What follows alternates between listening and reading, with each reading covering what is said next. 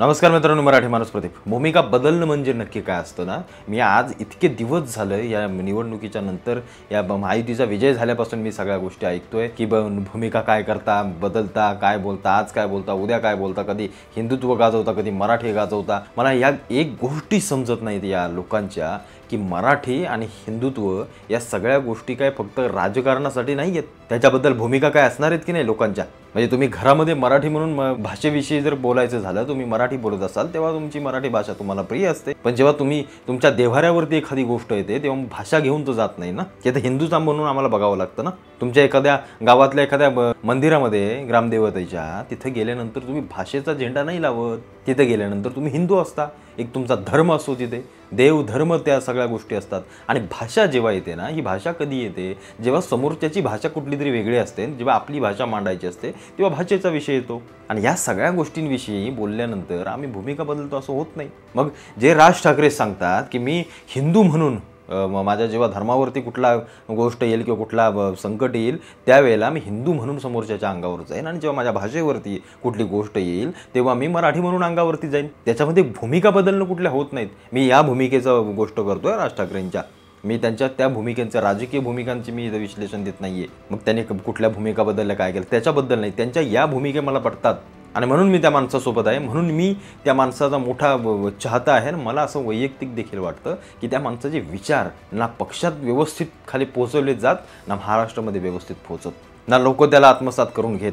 भूमिका बदलणं म्हणजे काय असतं? राज ठाकरेंना इथं भूमिका बदलणं नाही आपण म्हणू शकत, किंवा मी जी भूमिका बदलतो त्याला आपण भूमिका नाही बदलणं म्हणू शकत. म्हणून मी एक उदाहरण दिलं ना की छत्रपती शिवाजी महाराज त्यांच्या संपूर्ण 50 वर्षाच्या कारकिर्दीमध्ये शब्दकोश लिहितात आपल्या भाषेमध्ये. त्याला त्यांच्या भाषेवरचं प्रेम म्हणायचं. आणि जेव्हा धर्मावरची गोष्ट येते, जेव्हा हिंदुत्वाची गोष्ट येते, तेव्हा ते सांगतात की हे हिंदवी स्वराज्य व्हावे, ही श्रींची इच्छा.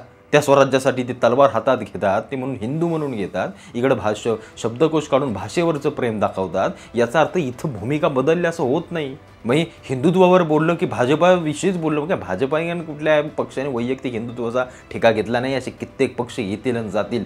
हिंदुत्व हे कालही जिवंत होतं, आजही जिवंत आहे, हे उद्याही जिवंत राहणार, एवढी गोष्ट लक्षात ठेवा. अंधभक्त म्हणजे काय असतं रे अंधभक्त? प्रत्येक गोष्टीला मी राजकारणाशी जोडतो, प्रत्येक गोष्टीला. म्हणून या महाराष्ट्राची माती व्हायची काय ही वेळ आली आहे, कारण आम्ही राजकारण खाण्यापिण्यापासून, उठण्यापासून, मुतण्यापासून, हागण्यापर्यंत तिच्याला आम्ही फक्त राजकारणच. त्याच्या व्यतिरिक्त आम्ही कुठली गोष्ट सांगत नाही. हिंदुत्वाविषयी एखादा बोलायला उभा राहायला घ्या, यो भाजपानंच उभा केलाय.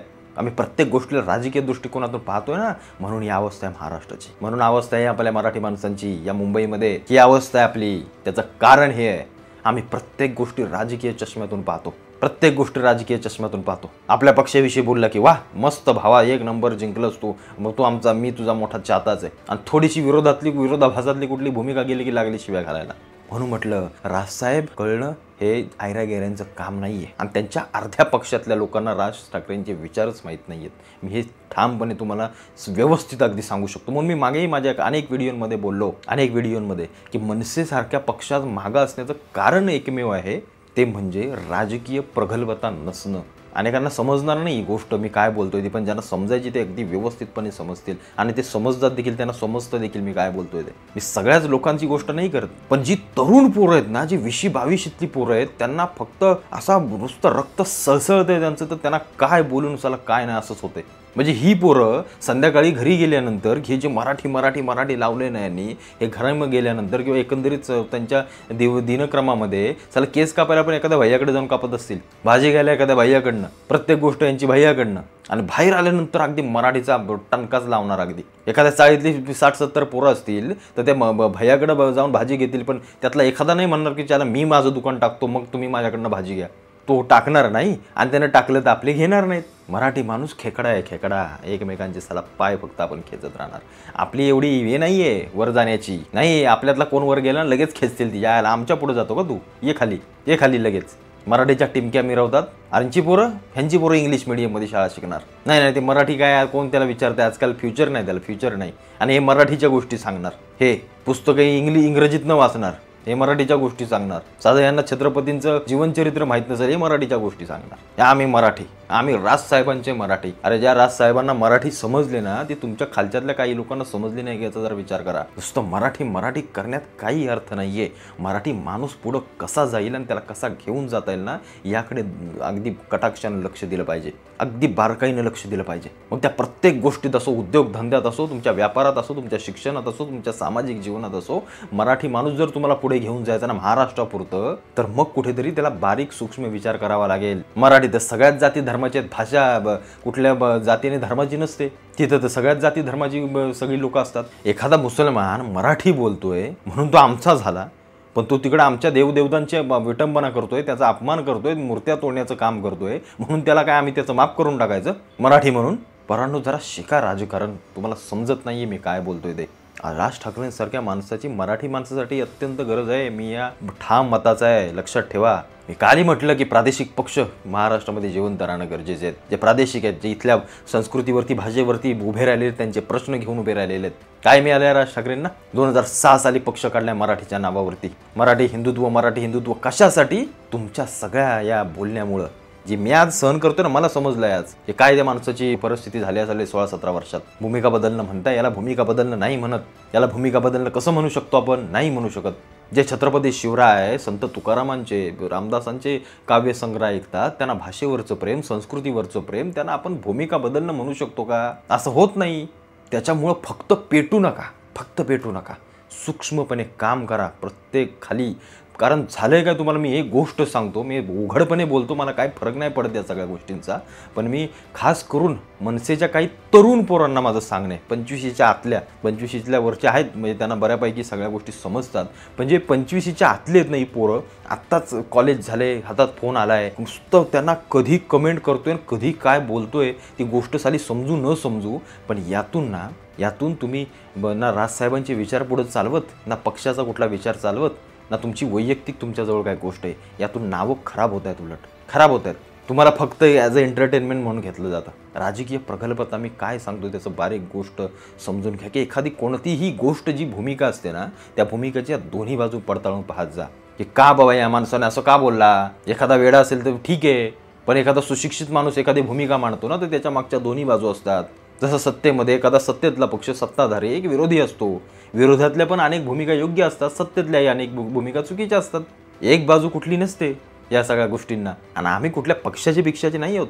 आम्हाला हिंदुत्वाविषयी बोलणारा आमचा, मराठीविषयी बोलणारा आमचा. मी राजसाहेबांच्या मागं आहे, तो हिंदुत्वासाठी पण आहे, मराठीसाठी पण आहे. म्हणून म्हटलं त्या माणसाच्या भूमिकाच महाराष्ट्रातल्या जनतेला कळल्या नाहीत. कारण ही सगळी तरुण पोरं, हे आज आलेले सगळे मनसेतल्या खालच्या तळागाळातले जे कोण शाखाध्यक्षांच्या अगदी गटाध्यक्षापासून जे काय खाली कोणते राजदूत की काय ती सगळी ठेवलेत ना, मी तुम्हाला एक गोष्ट सांगतो, पक्षाचं या सगळ्या गोष्टींकडे लक्ष नाही, एवढं बारीक लक्ष. कारण ही सगळी तरुण पोरं अगदी, म्हणजे काय त्यांना सांगावं काय. मी सगळ्या या पक्षाचा बारीक अभ्यास केला, काय कुठे काय काही ठिकाणी सोडलं ना, तर बाकी संपूर्ण महाराष्ट्रामध्ये ही सगळी पोरं फक्त पदं घेऊन बसलेत किंवा काहीतरी करायचंय म्हणून आलेत. म्हणजे राजसाहेबांनी सांगितलं की तरुणांनो, या राजकारणात मी तुम्हाला संधी देतो, तर ते असं नाहीये. या राजकारणात म्हणजे ती काय कुठलं काय जॉब नाहीये की इथं पदं घेऊन लगेच पगार चालू, असं राजकारण नाहीच होणार. पण अनेक मुलं हुशार आहेत अगदी. आणि माझं वैयक्तिक मत आहे, या पक्षामधून ती पोरं पुढे आली पाहिजेत. अप्रतिम हुशार मुलं आहेत, अप्रतिम. त्यांना फक्त त्याच्या मागे कुठली गोष्ट, पण काही वाह्यात आहेत, वाह्यात नुसती. बस फक्त तोंडाला येईल ते बोलत राहायचं. त्यांना साहेब काय म्हणले ते पण कळत नाही खाली. आणि हे पक्षामध्ये फक्त पदं घेऊन बसलेत. फक्त प्रत्येकाला हे पोरांना आहेत ना, प्रत्येकाला वाटतं की मी राजसाहेब व्हावं, असं मस्त एकदम शायनिंग बिनिंग मारावी, पुढं जावं, काय करावं. अर्धी ना अर्धे खरोखर पक्षाला येणाऱ्या काळामध्ये खालच्या दर्जावर तरी काही ते करू शकत नाहीत, अशी परिस्थिती आहे. त्याच्यामुळे याकडे जाणीवपूर्वक लक्ष दिलं पाहिजे. कारण यातून काय होतंय, यातून नकारात्मकता पसरते लोकांमध्ये. या सगळ्या गोष्टींचा परिणाम असा होतोय. हेच म्हणजे साधं उदाहरण घ्या ना, मी तुम्हाला एक गोष्ट सांगतो. जे राजसाहेब आत्तापर्यंत निवडणुकीच्या आधीपर्यंत भारतीय जनता पार्टीच्या किंवा हिंदुत्वाविषयी बोलत होते किंवा सगळ्या गोष्टींविषयी बोलत होते, ते अचानक हारल्यानंतर किंवा त्यांच्या जागा गेल्यानंतर अचानक भूमिका यांच्या बदलतात. साहेबांची तर बदलली नाही. ठीक आहे, त्यांनी ईव्हीएम वरती आक्षेप घेतला असेल किंवा प्रश्नचिन्ह उभं केलं असेल, पण ते असं नाही उघडपणे म्हटले की ईव्हीएमनंच घोटाळा झाला. त्यांनी सांगितले पुरावे गोळा करा, बघूया आपण पुढे काय ते. पण खालच्या लगेच भूमिका बदलल्या यांच्या. असं करून चालणार नाही चालणार. राज ठाकरेंसारख्या एखाद्या उत्तम नेत्याला राजकारणामध्ये सत्तेमध्ये आणायचं असेल ना, तर प्रत्येक गोष्टीचा बारीक विचार करावा लागेल. हे समजून घ्या, प्रत्येक गोष्टीचा बारीक विचार करावा लागेल. फक्त उसळतं रक्त काही कामाचं नाही, काही कामाचं नाहीये. त्याला राजकारणात मी तर म्हणतो थाराच नाहीये या असल्या गोष्टींना. त्याच्यामुळे पहा, तुम्ही काय तुम्हाला वाटतंय सगळ्या गोष्टी विचार करा, अभ्यास करत जा प्रत्येक भूमिकेवरती. कोणत्याही नेता असो, तो विरोधातला असो, सत्तेतला असो, तो काय बोलतोय, कुणी समाजसेवक असो, कुणी आमच्यासारखे इन्फ्लुएन्सर असो, कोण काय बोलतोय याच्या दोन्ही बाजू पाहत जा. बाबा हा का बोलला, कशासाठी बोलला, त्याच्यानंतर त्याचा अभ्यास करत जा. आणि त्यानंतर देखील तुम्हाला एखादी गोष्ट खटकली किंवा असं वाटतंय तर ते सुचवत जा. याचा अर्थ शिव्या घालणे किंवा खाली येऊन हे करणे नाहीये. त्यातून नाव खराब फक्त पक्षाचं आणि बाकीच्या सगळ्या गोष्टींचं होत असतं. त्याचं वैयक्तिक बोलणाऱ्याचं काही नुकसान नाहीये. त्याच्यामुळे या सगळ्या गोष्टी ऐकाल, तुम्ही पाहाल आणि अशा भूमिका बदलणं किंवा मराठी हिंदुत्व या सगळ्या गोष्टी एकच आहेत. जिथं जिथं वेळ येईल तिथं त्या गोष्टी बोलाव्या लागतात. परिस्थितीनुसार तसं सगळ्या गोष्टी कराव्या लागतात. असं कुठल्याही एका ट्रेननं आपल्या ध्येयापर्यंत जाता येत नाही. त्याच्यासाठी 2-3 ट्रेन बदलाव्या लागतात मधल्या, हे लक्षात ठेवा. बाकी तुम्हाला कळलं असेल, तुम्ही हुशार आहात सगळे. भेटू पुन्हा एकदा एका नवीन व्हिडिओसोबत. तुर्तास धन्यवाद.